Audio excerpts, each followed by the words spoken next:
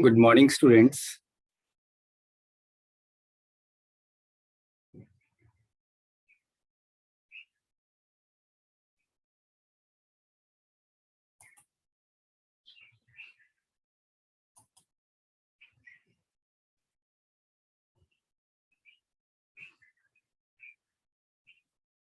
Am I audible? Yes, sir. Okay.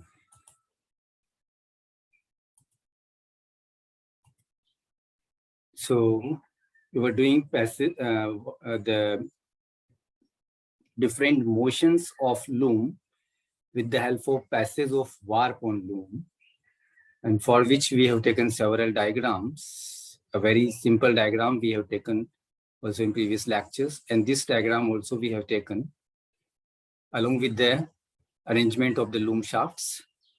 So we have repeated these things 2-3 times. So I think now everything will be clear, particularly about the loom motions and important loom parts, which are shown in the diagram. Is it clear to everyone?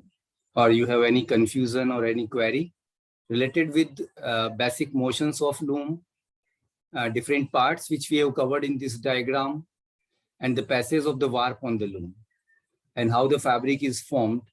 All these things we have covered with the help of this diagram. A definition of weaving, woven fabric, weaving machine or loom also we have taken. So if you have any confusion related with these topics, you can ask right now. Otherwise, we will proceed further. Mainly two shafts, crankshaft and main shaft, which crankshaft is operated by motor with the help of motor pulley and machine pulley. The machine pulley is mounted directly on crankshaft, and the motion is transmitted to the bottom shaft with the help of this bottom shaft gear and crankshaft gear. And loom RPM means the revolutions per minute of crankshaft. And the revolutions per minute of crankshaft decides the speed of the loom. And in one revolution of crankshaft, one pick is inserted. So also it decides the number of picks per minute. जितना revolutions per minute crankshaft का होगा, उतने ही picks per minute fabric में insert होंगे. For example, I'm talking about picks per minute, not about picks per inch. So don't get confused. Picks per minute means एक minute में कितने picks insert होते हैं lengthwise fabric के अंदर. जब fabric lengthwise आगे move करता है, तो उसमें number of picks कितने insert हो रहे हैं एक मिनट के अंदर, उसको हम RPM बोलते हैं, या उसको हम PPM भी बोलते हैं, revolutions per minute equal to picks per minute. And because one revolution of crankshaft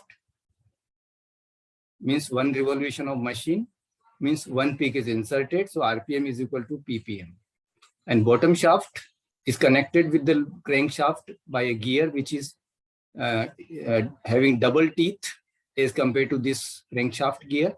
So the speed of the bottom shaft is half of the crankshaft. It means when one pick is inserted, here half pick is inserted. So in one revolution of bottom shaft, two picks are inserted. So one revolution of bottom shaft equal to two picks, and one revolution of crankshaft is equal to one pick. That you have to remember, because when we are imparting movement from crankshaft and bottom shaft to different mechanisms, that will also follow the same concept or same principle.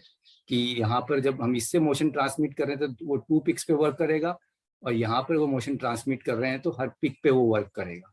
That's why beat up mechanism इसके through operate होता है, क्योंकि beat up हर pick के बाद होता है.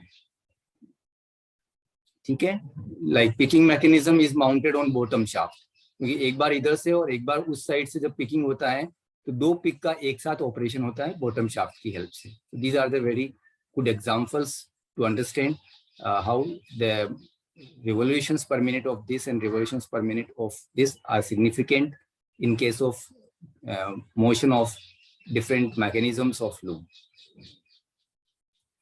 So I think you do not have any questions, so we can move further. This is another diagram which we have taken yesterday to understand how the loom parts are appearing on the loom, because the previous diagram was only the side view. Now this is a plan. So in plan, you can see here the width-wise fabric. This is shuttle moving from one side to other side. That is weaving area. So when the shade is formed, shuttle is thrown from one side to other side between the shade or between the two layers of war. So interlacement is taking place, and this reed is moving forward. So beating up to fall of the cloth. This imaginary point is known as fall of the cloth, where actual fabric formation starts. So here fabric formation starts, and then after reed, here we have shown hill frames, and then these are the warp threads in a parallel sheet form coming from the weaver's beam. These are released from the weaver's beam. So here the weaver's beam, and this is back rest or back roller. Similarly here, front roller or front rest, and this is cloth roller or cloth beam. So these are the important parts. Heels are also known as heddles. So don't get confused. Heddles and heeled is the same thing.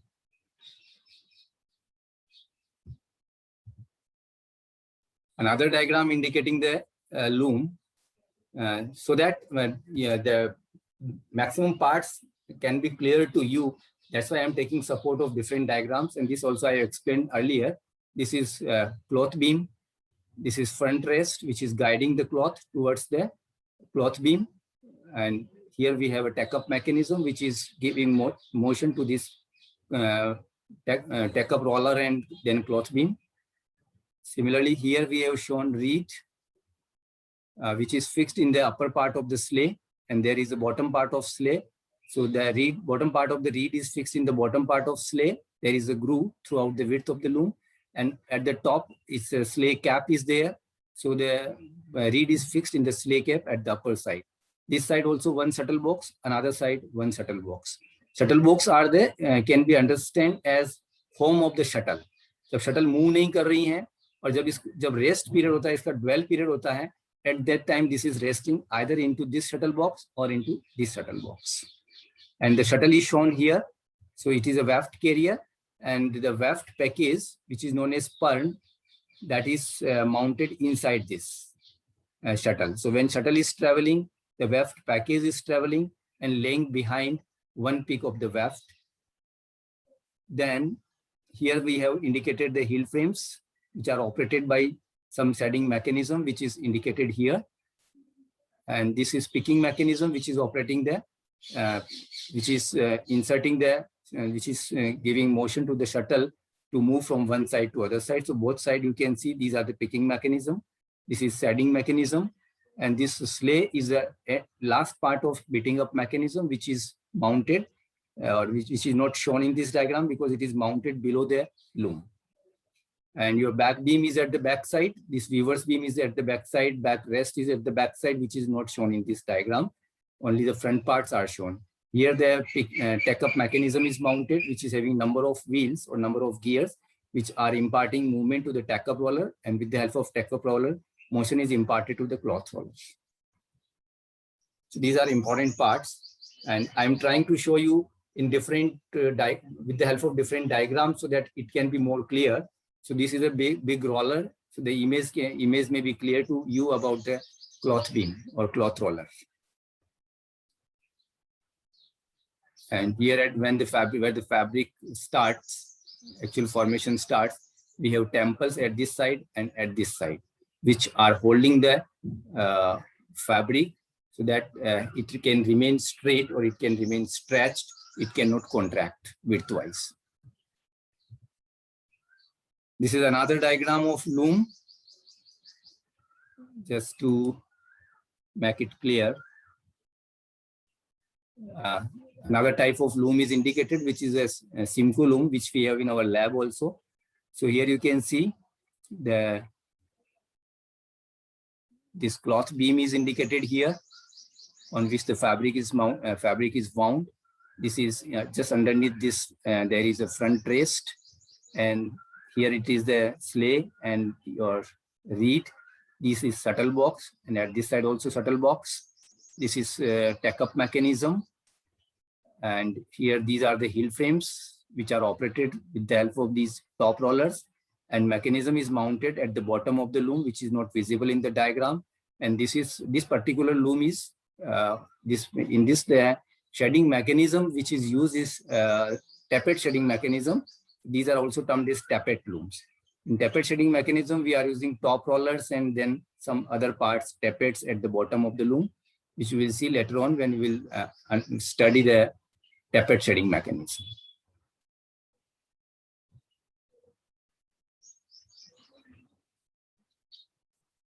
Then one form of another loom is indicated here. And in this, the difference is other things are more or less similar, like your tack-up mechanism, cloth beam. This is front rest. This is reed, hill frames, and this is tack-up mechanism. This is let-off mechanism. At the top, you can see one attachment is shown, and this attachment is known as Dobby. This is another type of shedding mechanism, and this is more complicated as compared to tappet shedding mechanism, but more number of hills can be operated by this. In tappet shedding mechanism, we have limitation of number of hill frames. So the designs which require only 8 to 10 hill frames can be constructed with the aid of tappet shedding mechanism. But the designs which are repeating on, which are more elaborate or more fancy designs, which requires more than 8 or 10 hill frames, then it cannot be constructed with the aid of tappet shedding mechanism. It is out of the limit of tappet shedding mechanism, beyond the limit of tappet shedding mechanism. Then we use another shedding device, which is known as Dobby shedding mechanism. So Dobby shedding mechanism is also working on hills. So one thing is common in tappet and Dobby shedding, that both are working on hill frames. Means number of ends are lifted and lowered together. Individual threads cannot be lifted and lowered here. But here we have more freedom about the number of hill frames. We can go up to 16, 18, 24, even up to 32 hill frames, depending on different Dobby shedding mechanisms. And here also we have one more advantage of Dobby shedding, that we can go for any number of picks per repeat in the design, which is limited in tappet shedding up to 10 or 8 or 10 picks only. So number of hills and number of picks per repeat is limited in case of tappet shedding. Here we have more freedom about the number of hills and number of picks. Theoretically, we can go for any number of picks per repeat. So this is Dobby shedding loom. So these are different loom diagrams I have taken to make it more clear that how the loom parts are appearing, how the loom is appearing, so that without going into practical or into labs, you can understand different parts of the loom.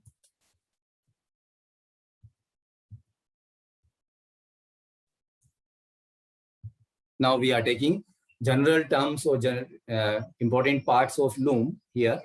So to make it clear, I have taken all these diagrams and I have shown you different diagrams so that you can have a picture in your mind that how these parts appears और ये कैसे दिखते हैं, ये आपको समझाने के लिए मैंने इतने सारे diagrams लिए हैं. General terms used in weaving. The basic term, there are two constituent parts of any woven fabric. One is warp and another is weft. Warp threads and weft threads are interlacing with each other. When the warp threads are interlacing with weft threads, they are forming like this: warp is up or warp is down, warp is up or warp is down. So in this way, all the warp threads are interlacing with the weft threads. So these two series, warp series, one is warp series, another is weft series. So these are the two constituent parts, two important constituent parts of any woven fabric. So we will take definition. What is warp? The longitudinal threads in a loom running from a weaver's beam to the back rest through the eyes of hills and dents of reed and over the front rest to the cloth roller are termed as warp. इतना ज़्यादा बताने की ज़रूरत नहीं. वैसे basic definition is the longitudinal threads which are parallel to selvage are known as warp threads, and the transverse threads running from one selvage to other selvage of the fabric through the division of warp threads, means through the shade of the warp threads, are known as weft threads. So longitudinal threads which are parallel to selvage. Selvage are the edges. Selvage is the name given to the edges of the fabric. Every fabric is having two edges. What is selvage? That we will take later on. So every fabric is having two edges, that is their boundaries, and those edges are known as selvage. So longitudinal threads which are parallel to selvage are known as warp threads, and the transverse threads which are perpendicular to selvage, जो एक selvage से दूसरी selvage तक run करते हैं, vertical threads are known as warp threads, and these transverse threads, longitudinal threads are known as warp threads, and these transverse threads are known as weft threads. In the diagram also, you can again see the diagram just to make it more clear. This diagram, yes. The threads which are coming from weaver's beam and then passing through heel frames, reed, and then passing over the front rest and wound onto the cloth beam. So these threads, which are longitudinal threads, which are running through the length of the loom, those are known as warp threads. And the threads which transverse threads, which are perpendicular to selvage and which are running from one side of the loom to the other side of the loom, those threads are known as weft threads. So I think warp and weft is clear. Warp and weft is clear? Yes, yes. Okay. After warp and weft, the next part, the very important part of loom, that is known as hild shaft, also known as hild frame, and sometimes in short we just call it hild. All are the same things: hild shaft, hild frame, or we say hild. So it is composed of two wooden or iron or aluminium laths upon which a series of twine cords or wires, cords, यहाँ थोड़ा spelling ठीक कर लें, CORDS, twin cords or wires are suspended. But nowadays we are not using wooden hill shafts and we are not using these twine cords. Just you can say it is composed of iron or aluminium laths upon which series of wires are suspended, and these wires are known as hild wires. And in the middle of each hild wire, there is an opening or there is an eye through which a warp thread passes. A hild frame composed of number of hild wires. Every hild wire is having one hild eye in the middle of it, and through this eye we are passing one warp thread. So one warp thread or one end passes through one hild wire of one hild frame, and in one hild frame there may be number of hild wires, so number of ends can be passed through one hild frame. If in a hild frame we have to pass 1000 ends, then we will put 1000 hild wires in that hild frame, and then we will pass these 1000 threads one by one from each hild wire, and we are passing through the hild eye of the hild wire. So healed wire के बीच में एक opening होती है, एक आई होती है, उससे हम इसको पास करते हैं. Now the important functions of hild shaft. The functions of a hild shaft may be summed up as, first is it keeps the warp threads in proper order or sequence, because we are passing the warp threads. हम warp threads को hild wires से पास कर रहे हैं one by one in a sequence. अगर हमने left से start किया तो लेफ्ट मोस्ट फर्स्ट वायर, फिर सेकंड वायर, फिर थर्ड वायर, फिर फोर्थ वायर, फिर फिफ्थ वायर, फिर सिक्स्थ वायर, इस तरह से हम उसको पास कर रहे हैं, तो it will maintain a sequence. warp threads in a proper order or proper sequence. So it keeps the warp threads in proper order or proper sequence. That is one of the function of hild shaft. And the second one is the most important function of hild shaft. It forms shade. Means it divides the warp threads. Hild shafts divide the warp threads into two layers, top layer and bottom layer. And due to division of warp threads into two layers, a tunnel is formed, an opening is formed throughout the width of the loom, that is known as shade. So its second important function, very important function, is it forms shade. That is second function of hild shaft. Third is, depending on the lifting plan and draft, it decides the design in the fabric. आप यहाँ पर किस तरह का shade बनाते हैं, that will depend on lifting plan. Lifting plan decide करेगा कौन सी हिल्स लिफ्ट होना है और कौन सी हिल्स लोअर होना है उस पर्टिकुलर पिक के ऊपर. तो जो शेड बनेगा वो डिसाइड करेगा लिफ्टिंग प्लान की कौन से एंड्स अप होंगे और कौन से एंड डाउन होंगे, और ड्राफ्ट डिसाइड करेगा कि कौन सा एंड कौन सी हिल शाफ्ट से पास होगा, और ये दोनों मिलकर के फैब्रिक की व्यू डिसाइड करेंगे या फैब्रिक की डिजाइन डिसाइड करेंगे. So it means indirectly this hild shaft is having an important role in deciding the design of the fabric. So third function is design. Directly it forms the shade, and by forming the shade, indirectly it decides the design. And the fourth function is it decides the warp density. Means how many warp threads per inch will be there. That is ends per inch. It is also helping to decide the number of ends per inch in the fabric. However, the main function, this warp density, to decide the warp density is done by reed, but this is also assisting to decide the warp density. And finally, it helps to detect the broken ends. जब भी कोई warp thread break होता है तो different places पे हम उसको detect कर सकते हैं. लीज रोड्स के यहाँ पर डिटेक्ट करते हैं, ड्रॉप वायर्स के यहाँ पर डिटेक्ट करते हैं, हिल फ्रेम के यहाँ पर डिटेक्ट करते हैं. तो एक फंक्शन इसका ये हो गया to detect the broken end, कि कौन सा एंड ब्रेक हुआ है ये डिटेक्ट करने में भी ये हेल्प करेगा. क्योंकि उसकी जो हिल्ड आई है, जिसकी हिल्ड आई खाली दिखाई देगी, इट मीन्स वो थ्रेड ब्रेक हो गया है. वो भी अगर हिल फ्रेम के आगे ब्रेक होगा तो नहीं दिखाई देगा. हिल फ्रेम के पास में या हिल फ्रेम के पीछे की तरफ ब्रेक हुआ तो हिल्ड आई खाली दिखाई देगी. It means we can detect the broken end with the help of this hill frame. So these are the important 5 functions which are performed by hill shaft or hill frame.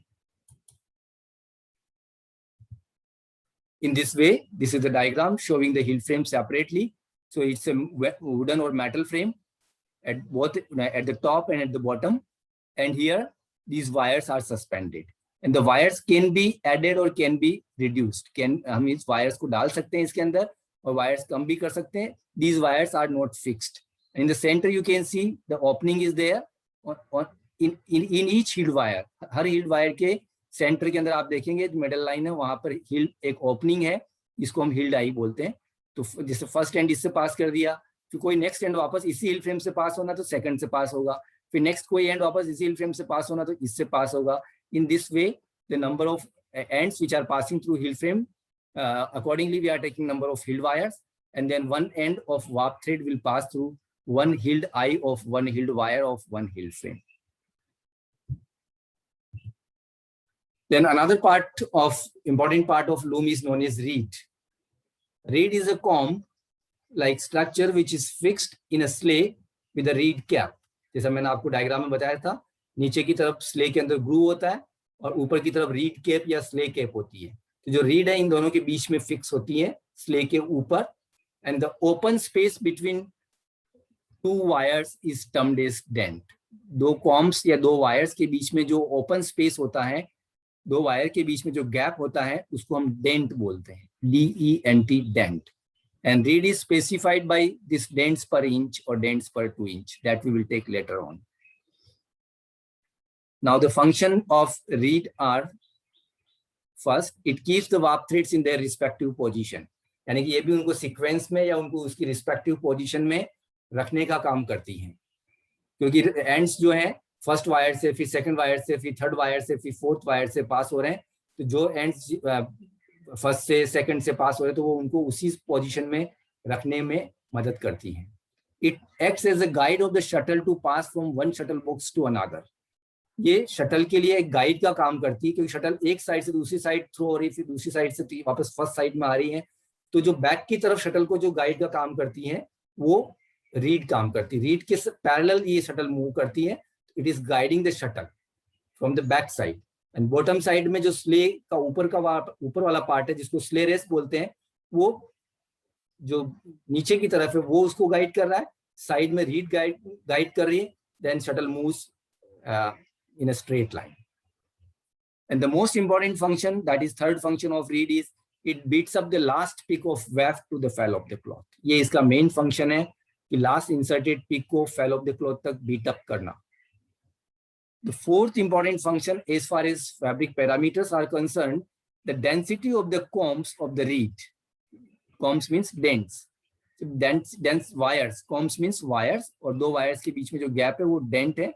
जितने number of wires होंगे उतने ही dents होंगे. So the density of the wires of the read in conjunction with the set of hills determines the fineness of cloth. ये cloth की जो fineness है, यानी कि वार्प डेंसिटी है, डेंट्स पर इंच है, उसको डिसाइड करता है. रीड के अंदर जितने डेंट्स होंगे और एक डेंट से हमने कितने एंड्स पास किए, that will decide ends per inch. How many ends we are passing through one dent. एक एंड पास कर रहे हैं या 2 कर रहे हैं या 3 कर रहे हैं या 4 कर रहे हैं, एक डेंट से कितने एंड्स पास कर रहे हैं, that is known as ends per dent और denting order. And another thing is how many dents per inch are there in the reed. Reed में एक इंच में कितने डेंट्स हैं, कितने वायर्स हैं, कितने डेंट्स हैं, वायर्स के बीच में जो गैप है उतने कितने डेंट्स हैं, वो डिसाइड करता है डेंट्स पर इंच. तो जो रीड काउंट है उसको हम रीड काउंट बोलते हैं. रीड काउंट हमें देता है number of dents per inch, और जो डेंटिंग ऑर्डर है वो हमें देता है एंड्स पर डेंट. तो एक डेंट में कितने एंड्स पास हो रहे हैं और एक इंच में कितने डेंट्स हैं, और हम दोनों इनको मल्टीप्लाई करें तो we will get number of ends per inch और warp threads per inch, or you can say warp density. In this way, reed decides the warp density or ends per inch in the fabric with the help of reed, with the help of hill frame. And the last is the openness and closeness in a fabric may be also emphasized by spatial denting method. जैसे मैंने अभी बताया आपको, एक didn't say 1 या 2 या 3, but through out the width अगर हम 2 पास कर रहे हैं तो अगर हम 2 ही पास कर रहे हैं तो उसको हम रेगुलर डेंटिंग बोलेंगे. 3 पास कर रहे हैं तो 3 ही पास करेंगे, उसको रेगुलर डेंटिंग ऑर्डर बोलेंगे. 2, 3, 4 एनी नंबर में भी there.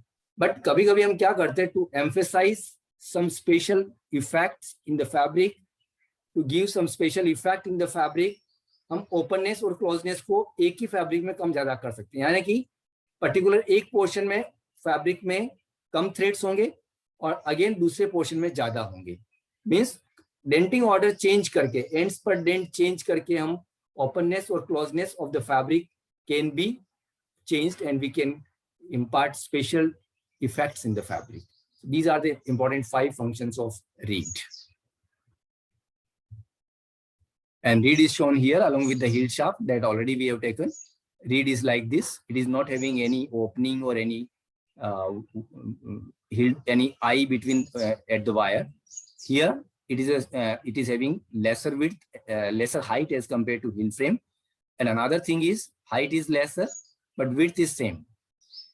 And now here wires are not fixed. They can be increased and they can be decreased. इनको हम नए वायर्स और डाल सकते हैं या इनमें से कम कर सकते हैं, बट यहाँ पर ये फिक्स हैं. These are soldered. ये सोल्जरिंग से यहाँ पर फिक्स किए हुए होते हैं, इसलिए हम इसको यहाँ पर फिक्स्ड वायर होंगे इसके अंदर. और इन दोनों वायर के बीच में जो गैप है इसको हम डेंट बोलते हैं. First dent, second dent, third dent, fourth dent. और जो हम एंड्स पास करते हैं इसके बीच में से पास करते हैं. 1 end or 2 end or 3 end or 4 end according to our requirement, we can pass to the dent. And that how many ends we are passing, that is known as denting order. और 1 inch में suppose this is 1 inch, 1 inch में कितने dents हैं, that will give you reed count. According to different systems, we have different definitions. And direct system of reed count shows number of dents per inch, and Stockport system says number of dents per 2 inch. So according to different system that we will take later on. So this is about the reed. Then we have less than approximate we have 1 minute. So we will not start the next topic. If you have any question related with this, we have still 1 minute and 4 seconds, 3 seconds. So now you can ask the question. Any question? This is about the reed and reed's functions, hill frame, diagram of hill frame, hill shaft and its functions, warp and weft. These general terms or general parts we have taken today. So if you have any question from these parts or these definitions, you can ask. Or any question from also these which we have covered so far. These are very important diagrams which will give you a very good idea about the loom or loom parts and loom motions.